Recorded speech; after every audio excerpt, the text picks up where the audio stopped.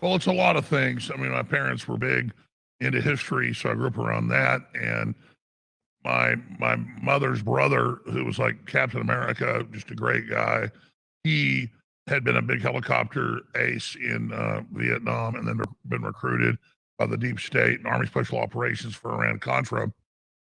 And so, growing up, by the mid 1980s, when he got out of all that clandestine stuff, I just remember him around the dinner table when he was visiting us in Texas, talking about the government was smuggling kidnapped children and it was evil and it was wrong. And he was a senior guy in command of a bunch of stuff, building airfields in Central and South America. He was not junior.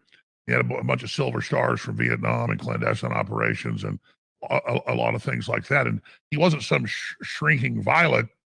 I learned after he died from my mom and family that he actually did what he was told in Vietnam and was involved in the clandestine Air America.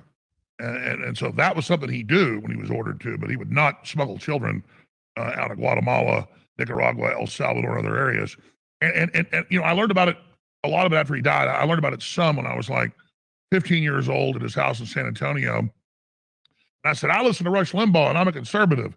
He pulled me aside and he said, let me explain. They control both parties and you better understand what they're doing. And he just kind of laid it out to me, what was going on. And, you know, my dad had been top of his class. And when he was already like 14 years old, he was put in Plan 2, University of Texas. They had Eisenhower's program that had been going before that of the Whiz Kid. My dad thought he was volunteering for NASA. He was not volunteering for NASA. It was a group above the CIA. It was a scientific dictatorship. And so they read my dad into that.